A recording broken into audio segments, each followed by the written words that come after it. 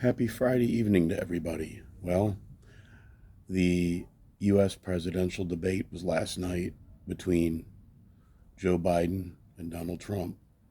Um, I think that the Democrats realized that they need to have a plan B in action. Donald Trump is obviously going to be the Republican nominee. Um, as far as the Democrats are concerned, I think that they agreed to hold this debate in the end of June so that they have ample time between now and the convention. This was a make it or break it debate for Joe Biden. And it's obvious that he's been in severe mental decline for a long time now.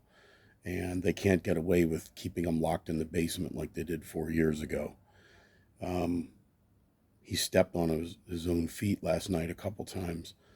Um, Not that Donald Trump did a stellar job, but he did better than I thought he would. He kept his cool, so to speak. I didn't think he would, but anyway, now it comes down to this. Okay, so what can the Democrats do? Do they stay with him, and he just mumbles and stumbles and fumbles and burns out, or do they find a way to ask him to step down, which is he's not prone to do, even for the good of the party and the good of the country. Um, do they use the super delegates and knock him out at the Democrat convention in Chicago this August? Or do they find another trick? What could they do? Well, here's one plan. Justice Sotomayor is almost 70 years old, and she's probably going to retire in the next couple years. Well, before Biden leaves office, convince um, Sonia Sotomayor to step down and retire, and then appoint Kamala Harris to be on the Supreme Court. The Democrats have enough control in the Senate. Her confirmation would easily go through. She would view it as a promotion. So she goes up and ascends to be on the Supreme Court because there's a strong possibility Trump could win the election.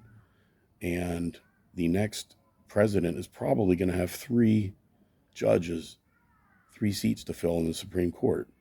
So why not knock one of them out now, get Biden to appoint her, and then he gets to pick a vice presidential candidate.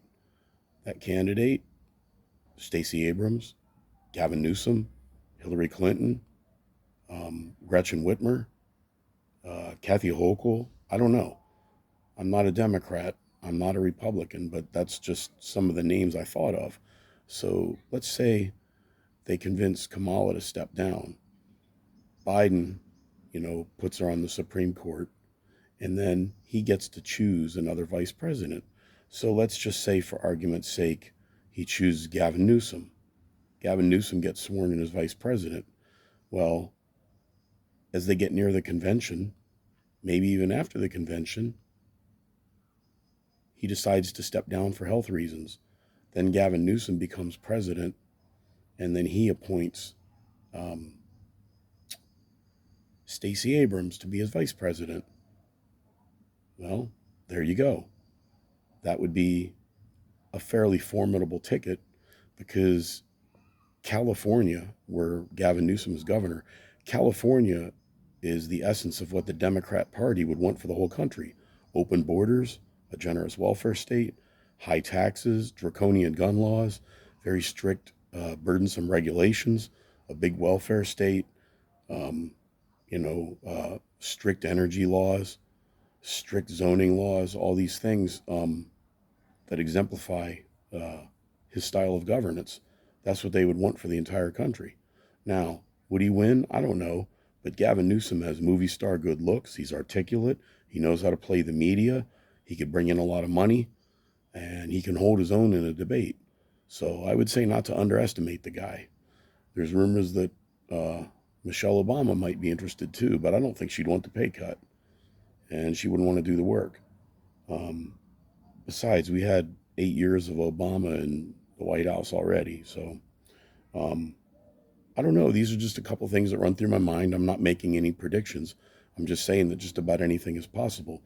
With the Democrats, they have the superdelegates, and they use the superdelegates to throw Bernie Sanders under the bus in 2016 and then again in 2020.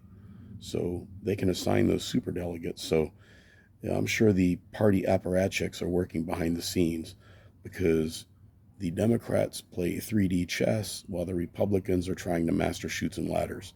So don't underestimate these people, but the next couple months are going to be some very interesting times. Anyway, I've rambled on and off, so enjoy your evening. It's a beautiful night here in Germany. It's just starting to get almost dark now. I'm out on my back porch, and one of my cats just came out here and joined me.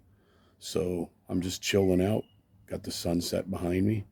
So I hope everybody has a great Friday night. And I finally got my voice back. It's still a little raspy, but I feel fine. And I'm still COVID negative.